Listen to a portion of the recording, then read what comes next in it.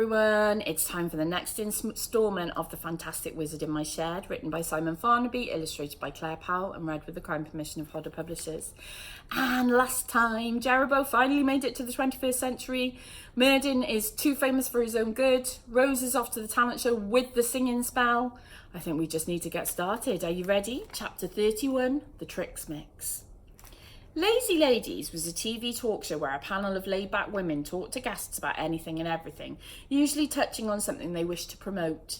Merdyn was plugging his huge new shows at Wembley Stadium and a new line of Thunderian magic staffs, a bargain at $34.99, so Freddie had figured Lazy Ladies was perfect.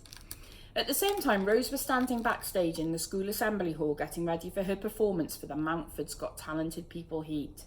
She'd chosen Beautiful by Christina Aguilera. It was a song she knew inside out and she liked its message of positivity. All she needed was the pipes to sing it, and Merdyn had finally provided those. She held the bottle tightly in her hand and unscrewed the lid. She was about to take a swig when she saw Tamsin coming towards her. "Hey Rose," Tamsin said a little nervously. I just want to wish you good luck. For what it's worth, I don't think you need this." Rose was confused. "What do you mean?" "I just think you're so much better than you think you are," said Tamsin. "Just be you, Rose." Rose glowered. "That's rich. You can't even be you enough to say hello to me in the hall." "And now," boomed the tannoy suddenly, "please welcome back Rose Falvey." Rose pushed past Tamsin into the wings. What did Tamsin know anyway? Winning this competition and becoming a star would solve everything. Her mum would get off the couch, Chris would respect her, she'd finally be the special person her dad always told her she'd be, and she'd finally make him proud. Everything would make sense. She tried being herself just the way she was, and it hadn't worked. This was the only way. Rose took a deep breath, gulped down the foul-tasting singing spell, and strode confidently onto the stage. Meanwhile, on Lazy Ladies, Merdyn had been asked to show off one of his spells. Merdyn faked surprise, although this had of course been planned all along. "All right, which of the ladies would like us to howl like a wolf?" Merdyn asked. The women all giggled, before one of them, Linda, bravely volunteered. "I warneth thou," said Merdyn, "for nigh on 5 cock crows thou shalt not speak of the word. The only sound that will leaveth thy mouth will be the howl of a wolf." "Don't call your husband then," said another lazy lady, improvising. "He probably won't even notice," Linda bantered back, and they in the studio audience laughed like hyenas. Merdyn opened the little brown bottle and offered it to Linda. Linda took a sip, smiled nervously, then opened her mouth to talk. But instead of howling like a wolf, she sang like an angel. In fact, everything she said came out in beautifully pitched operatic notes. "I hardly feel any different." Linda thrust her hand over her mouth and opened it again and sang, "Wait a minute, I thought I was meant to howl like a wolf. This sounds beautiful." The crowd went wild. They stood up and applauded, thinking it was part of the act. Merdyn laughed along, but this wasn't the plan at all. What had happened? Then he remembered how much of a rush he'd been in leaving the penthouse earlier, how he'd given Chris a singing spell to pass to Rose and put the howling spell in his pocket. A terrible thought was released into the neutral pathways of Merdyn's brain. But if this was the singing spell, then what did Rose have? The audience at Mountford's Got Talented People fell silent. Tamsin took her seat next to Catriona and Andy. "Where have you been?" hissed Andy. "You better not have been talking to Rose," Katrina whispered. "I told you, it's either her or us." "Relax, I just went to the loo," lied Tamsin. Rose made her way out to the centre of the stage, and the music began. This is it, she thought. This was the moment her life came into focus. The great mystery of what her dad thought she'd be great at would finally be solved. It wasn't even a question of practice. It was going to be magic. Get a load of this voice, world. Rose opened her mouth and "ow" came the sound, like something out of a horror film. The audience's mouths fell open. Rose wondered if she'd heard her own voice wrongly.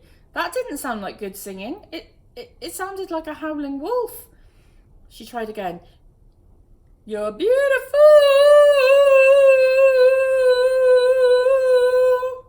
No, it was no mistake. She sounded like a wolf, all right, worse than a wolf, if anything, more like fingernails on a chalkboard. Oh! There it was again. There was a moment's pause, then the whole school burst out laughing. Katrina and Andy were laughing loudest of all. But Tamsin wasn't. It's funny, Tam, laugh, Katrina demanded, laughing so hard her lipstick smudged into her cheeks. Yeah, get with the programme, Andy demanded in her deep, strong voice. Tamsin forced a snort. Rose saw everyone laughing at her now, including Tamsin. If this had been the Animal Impression Olympics, Rose would have won a gold medal, but it wasn't. Instead, it was the worst moment of her life. In fact, of all the many worst moments in her life, this one felt like the worst of them all. Humiliated again in front of the whole school. Rose burst out crying and ran from the stage as fast as her legs could carry her. Well, that was a howling success, Rose heard one of the judges say through a microphone as she sprinted out of the theatre, out of the school and through the school gates. How could Merdyn do this to her? Had he done it on purpose? She'd once said that she thought Merdyn was good at heart, but now, as she pounded the pavement crying all the way home, she wondered how black the devious Warlock's heart could get. I hate you, Merdyn, she screamed. I wish we'd never met. Chapter 32, The Ascendance of the Descendants. Julian Smith, formerly Jeroboam the Great, sat down every day and night by the fire and read out spells from the black and gold book he'd found in the attic on the night of his humiliation at the hands of Merdyn the Wild. But alas, he couldn't conjure up a single bit of real magic. To add insult to injury, he'd had to watch Merdyn become a global superstar while his own star waned terribly. He was about to give up when he received a visit from his great-great-great-great-great-great-great-great-great-great-grandfather. The real Jeremiah Jeroboam had found Julian's house that afternoon and had been watching him from outside the window for some time. My progeny, he whispered proudly, as Julian got angrier and angrier with each failed spell. How he looketh like me! How handsome he is! Such fine hair! But now the time had come to meet. Jeroboam performed a dematerialization spell and passed through the window so that he was in the same room as Julian at last. Hello, grandson, he announced.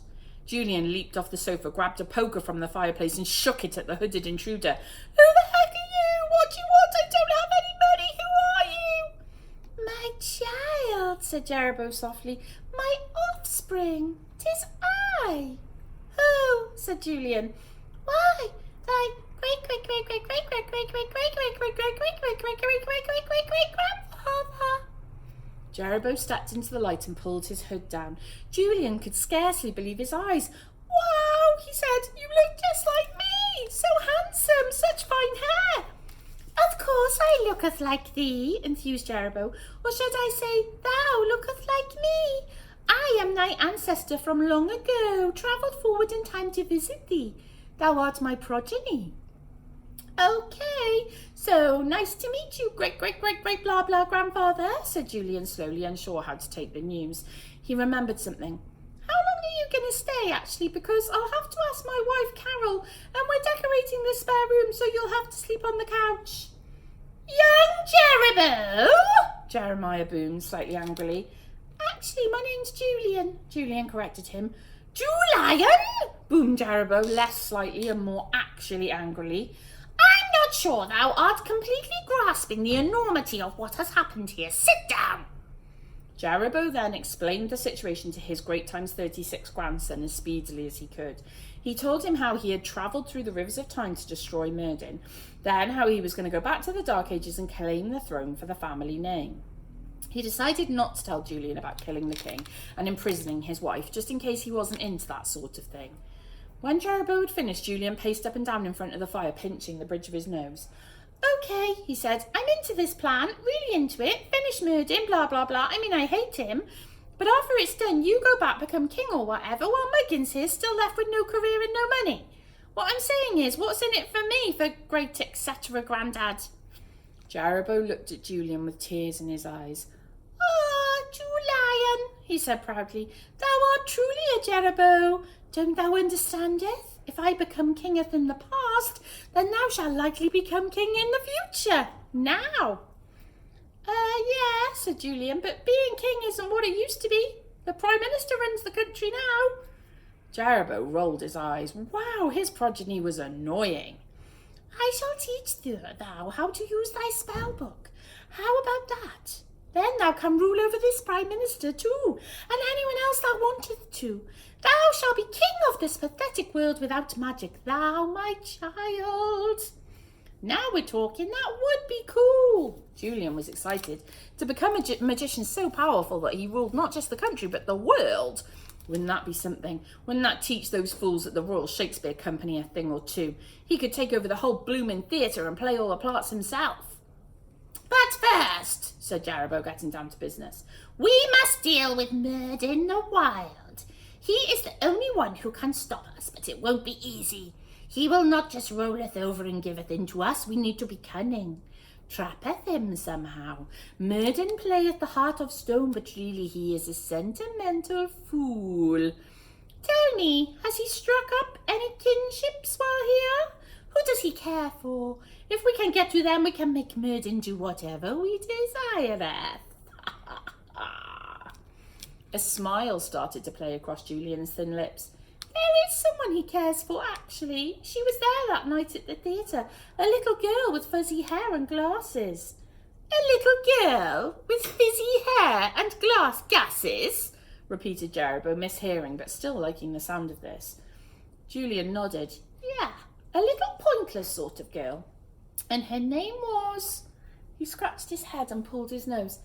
I seem to remember her name was Rose. Leave it there. Oh my goodness. Jarabo is out for Rose, along with the help of Julian. Merdyn is on a television programme, unaware of what's going on. Oh my goodness. Join me next time. We're nearly at the end. Have a great week, everyone. Bye.